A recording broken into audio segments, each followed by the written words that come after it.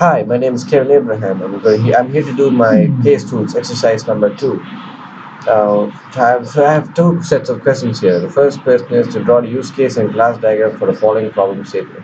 The first question goes like this.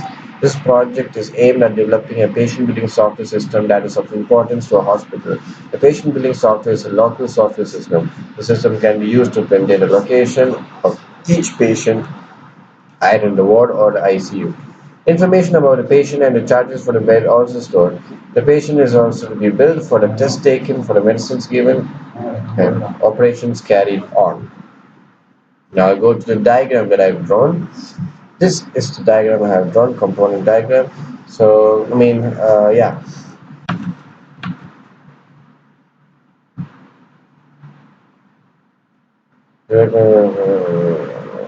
Okay, so this is the diagram I've drawn, not this one. Hmm. So here we have two actors, the patient and the administration. Now the patient will have three use cases connected to him. That is the bed number, registration, and bill.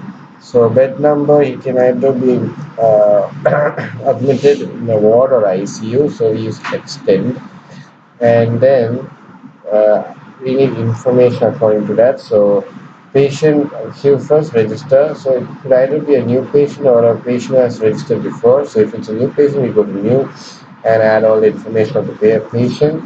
If it's existing, we just check up the details. It's a faster process. Then we have the registration being handled by administration. He handles all the registration. You can see all the view all the data. Now, patient billing. So after the patient undergoes the treatment, the patient has to pay for the bills. So the bills include the tests taken, the medicines he has taken. So medicine again, includes some factors like the number of days or the dose, the rate at which it has been taken. So all for this, all we use extend.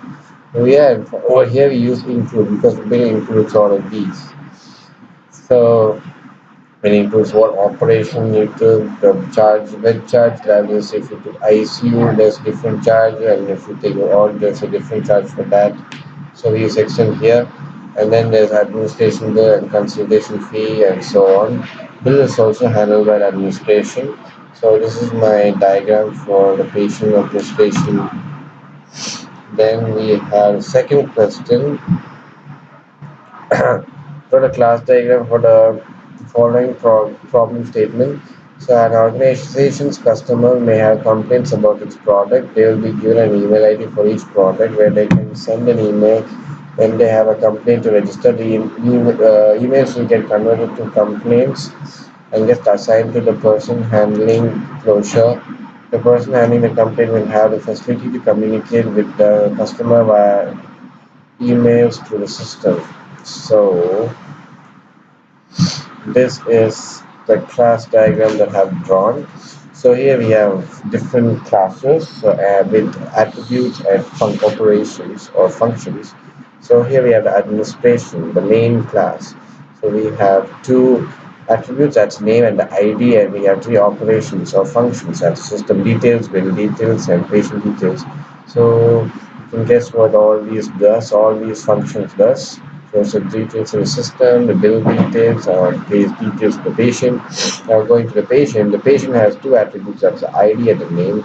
It's like its identity, and then it has two functions like showing P details to show the details of the patient and pay charges to show details of the charges he has to pay. Then we have doctor. Now the doctor has two identity or attributes, that's the ID and the name. Then we have so many operations or functions like examination, the exams that the doctor should conduct, the medicines he has to prescribe, tests he has to prescribe, and then he has to check the reports. So these are all other operations. Then we have the bed. So a patient can, he has to, when he's admitted, he has to stay in the bed. So each bed has a bed ID. Then the bed has different, types, and we have to check if that bed is available, and also details should be shown. The ward has ID and name.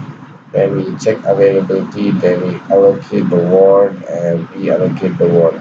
Now ICU, there are ICU number and ICU ID. Now we have equipments and conditions maintained.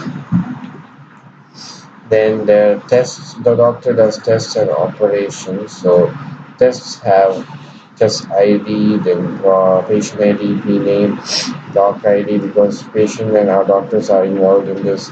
Then we have the operation. So operation has specific test and diagnostic report where we take a diagnosis and we prepare a report as a final step.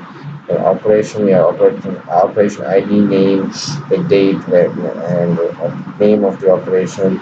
Then we have functions like the operation and equipment. Yeah, so operation is what operation we take and what procedures, all those information. Then equipment are the different type of equipments we stored. So yeah, that's all for my exercise number 2. Thank you.